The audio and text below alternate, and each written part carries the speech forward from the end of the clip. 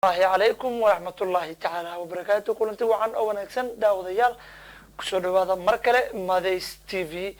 ماديس تي في أي على واحد نوع براتنا نيسوق بينا برنامج إذا حيسة قليا أنه واحد بكو يجينا دلوق ذا يوليبا وجودين كجاركا سياسة هذه عن لهاد يوحيابها كلا الحريرة هذا هو ما أنت مقالة جاريسا قبل كوخوي بري أيام دير دسان دونا اسمه ملكاسي يوليبا نكذا نيرها Garissa ayaa waayadii u dambeysay waxa ay sameysay dib u xurasho aad u wanaagsan haddii aan lahayn dhanka horumarada kala duwan iyo weliba hab siyaasadeedka dhalinyarada haddaba Abubakar Maxamed waa nin dhalinyaro oo ka tirsan dhalinyarada reer Garissa isla markaasina ah nin aad u firfircoon oo u dhaqaaqa arrimaha dhalinyarada Abubakar ayaa waxaanu ku casuumnay Madays TV isla markaasina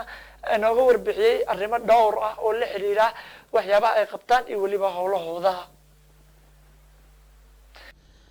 magacayga waa Abubakar Maxamed oo ka soo jeedo magaalada Garissa oo ka tirsan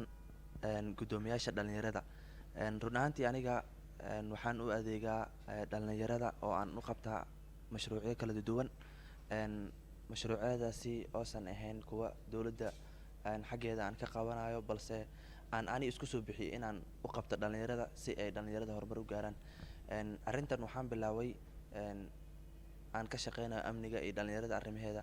waqtigii la galay xasuuqi ka dhacay Garissa University waagaasi oo aan arday ahayn oo iskuul akhrisanay aan ugu qasabtay in ay macallin la'aan ugu dhacdo khaasatan magaalada Garissa iyo dhammaan gobolka Waqooyi Bari oo ku dhacday macallin la'aan marka ku qasabtay dhalinyarada inay kaligood akhristaan oo ay dhibaatooyin fara badan la kulmaan magaaladii si kale loo fahmay oo laga qaatay magaalo argagax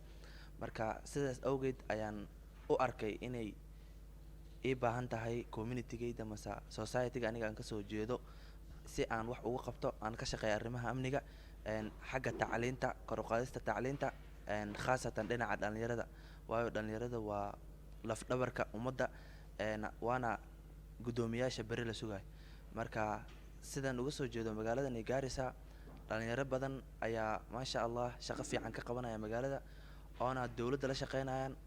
xagga security hadday noqoto xagga county hadday noqoto marka dawladda hadda xilka haysana uu weynahay governor Ali Bino Qorane shaqo badan ayuu hayaa asagana xagga dhalinyarada waayo service-ka masa xagga caawinaadka aan ugu baahano dawladda xafiisaheeda masa aan dhahno waxna la qabta programmisadana jiraan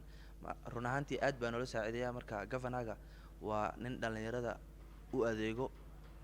aniga county-ga kuma jiro balse shaqooyinka ay nala qabanayaan xagga dhalinyarada aad bay ugu mahadsan yihiin waxaan programmaha la qabto waxaa waaye organization-ya mase hay'ado yaryar oo mashruuc kala duwan aan u qabto hay'adahaas oo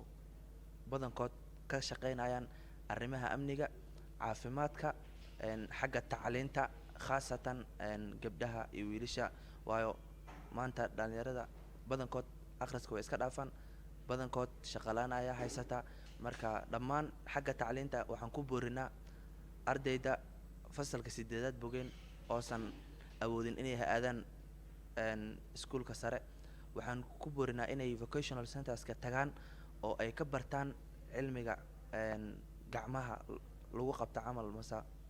masa skill oriented person inay noqdaan si ay gacmahooda wax ugu qabsadaan oo san certificate waxba uga baahan marka dhalinyaro badan ayaan ku boorinay inay meeshaas aadaan maantana alxamdulillah waxay soo barteen electrician plumbing oo dawladda ay free ka dhigtay county-ga marka dhalinyaradaasi oo run ahaantii maanta nolol maalmeedkooda helayaan oona iyaga badankood dad badan fees ka bixinayaan oo maanta joogaan marka dhalinyarada waxaan ku boorinayaa inay arrimaha qabiilka iska dhaafaan gudoomiyaasha masa nimanka xilalka u hayaan la caanayo aad baa looga fiican yahay xagga diinteena ahaan hataa uma fiicno dhaqan ahaanna waa laga sii fiican yahay saan Soomaali nahay marka waxaan rabaa dhalinyarada inaan gacmahaas qabsano ee anaka nagu soo biiraan sidaan u nahay gudoomiyaasha si aan wax iskuula qabano dhammaanteen uga shaqeyno horumarka magaalada waayo magaaladani kuma dhisno dawladda meesha ku jirto magaaladani kuma dhisno dadka xilka noo hay qof kasta waxaa la rabaa inuu xilka iska saaro ammaanka magaalada iyo horumarka magaalada waa xil ka saaran yahay qof kasta oo magaaladani ku dhashay mise magaaladani ka tirsan marka dhammaan dhalinyarada waxaan leeyahay qabiileysiga waa arrinta aad noo kala qaybisa oona naga reebta horumarka dhalinyarada kale ee magaalooyinka gaargaarayaan. marka waxaan aad niigu boorinaa anigoosan u hadlaynin qof shaksi ah balse ku hadlayo luuqadda mase afka dhalinyarada dhammaan gaarisa, dhammaanteen aan amniga ka shaqeyno, aan ummaddu u adeegno. hay-adahan gaarisa joogaan ee organizationyaha halala shaqeeyo waxa lala qabto, waayo work experience ayaan dhisin. badankood waxaa dhacdaa markay digriga bogaan inay work experience lahayn. work experience-kaas waxay niisii fiican inaad waqtigaad jaamacadda bilaabeysaan aad hay-adaha lasii shaqeysaan, wax aad la qabataan si aad khibrooyin fara badan u yeelataan. run ahaantii aniga ilaa 3 sano camal ayaan la shaqeynayaa hay-adahan, jaamacadeydana waan wataa. marka alxamdulilah maanta heer maanta jaamacaddeyda haddaan soo bogo work experience iyo wax lagu xirayo horta ma joogo, waayo aad baan usoo dadaalay intaan magaalada ka qaban karo waan ka qabtay. run ahaantii waxqabashada magaalada kuma xirno sanadka aad jirto waa iska number,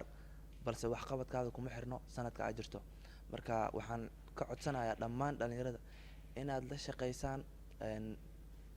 magaalada wixii maamul ka haayo, wixii security teamka ka tirsan, dowladda ha noqoto hay-adaha, dhammaantiin waxaa loo baahanaya inaad la shaqeysaan oo aad waxqabadka magaalada hor usoo saartaan. dhalinyaro isqabsatay oo isku duuban oosan qabiil lahayn oo dhammaantood gacmaha isku qabsadeen in ay magaaladooda iftiin u noqdaan, inay horumarka magaalada lafdhabar u noqdaan, hala noqdo reer Gaariso iyo dhammaan inta Kenya ku nool, khaasatan gobolka aan kasoo jeedo gobolka waqooyi bari. waxaan rabaa dhalinyarada inay jiifka laskaga kaco oo dhinaca tacliinta, amniga, wax kasta lagu dadaalo si ay arrimaheena loo aqoonsado oo dowladda sare ay u ogaato inaansan dhalinyarada reer Northeastern ay jiifin oo dhammaantood ay u taagan yihiin waxqabadka iyo dhisitaanka iyo horumarka magaalada iyo bulshadooda dhammaanteed. intaa kadib waxaan la hadlayaa dhammaan organizationyaha magaalada Gaarisa joogaan ee hay-adaha. waxaan leeyahay dhalinyarada soo dhaweeya, dhalinyarada ha loo keeno programyo kala duwan. aniga hadda waxaan u imaaday Nairobi program oo ay iska leedahay UN oo looga hadlayo arrimaha amniga ay la dhahayo promoting sustainable peace through national youth policy. arrintaasi oo aan ka represent gareynayay gobolka waqooyi bari oo dhan, khaasatan magaalada aan kasoo jeedo Garissa County. waxaan u imaaday inaan arrimahaas amniga ku saabsan aan UN dhammaantood kala tashano. marka run ahaantii sidaan wax u qabanayno iyo sidaan Gaaris wax u wadno iyo dhibkaan soo marnay iyo hadda magaalada meeshay joogtay iyo meesha aan ka imaanay, run ahaantii waan u sheegay. Gaariso waxay ahayd magaalo ugu amni badan East Africa mase waqooyiga Africa. marka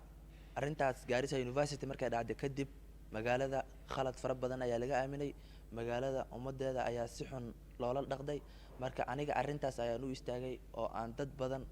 kala hortagay oo aan dad badan iskugu xumaanay. taasi oo maanta aan dhibaatooyinkaan soo marnay kadib magaalada Garissa magaceeda waan soo celinay alxamdulilah. Northeastern magaceeda waan soo celinay. maanta qofkii Northeastern ka imaado waa qof la xishmaanayo, waa qof xafiis kasta oo uu hor istaago laga furayo, khaasatan dhalinyarada Garissa siday u halgameen oo ay ula shaqeynayeen security teamka ay wax kasta ula qabanayeen ayaa maanta waxay keentay in meel kasta nagala aqoonsado. insha allahu tacaala arrimo badan iyo programyo badan oo dad aan la heshiiyay jira oo aan rabo inaan Garissa keeno. arrimahaasi oo ah in dhalinyarada wacyigelin fara badan loo sameeyo, arrimaha caafimaadka lagala hadlo, arrimaha amniga lagala hadlo, tacliinta lagu booriyo, dhammaantood wixii famil sabool kasoo jeeda aan u raadino si fiiskooda looga bixiyo ay usii wataan waxbarashadooda. marka dhalinyarada waxaan leeyahay magaaladani dad kale uma maqno, magaaladani waa magaaladiini. dowladdaas dhisan ininkaa keenteen, dowladdaasna waxay u dhisan tahay dadweynaha. aan las xasdin, xasidnimaha laska dhaafo, dhammaanteen muslimiin aan nahay. qabiilka iyo xasidnimada dhexdeena ku jirto iyo kala qaybsanaanta waa arrinta ugu weyn ee nagula dili karo, waa arrinta ugu weyn ee magaceena iyo anshaxeena dili karto. marka waxaan leeyahay sumcadda iyo anshaxa magaalada iyo bulshada dhammaan hala ilaaliyo, qabiilkaan iska dhaafno. qabiil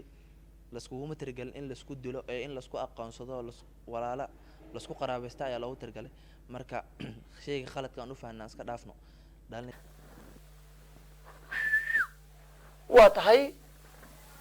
waa tahay daawadayaal intaas aan kusoo gabagabayo barnaamijkii aad ka daawanaysay Madays TV, isla markaasina la xiriiray arrimaha dhalinyarada magaalada Garissa oo Abubakar uu inooga warbixinayay. anigoo Xudayfa ayaa barnaamijkeeda la socodsiinayay, dhanka kaamirada saaxiibkii Cabdi Shukri. tan idin kulmi doono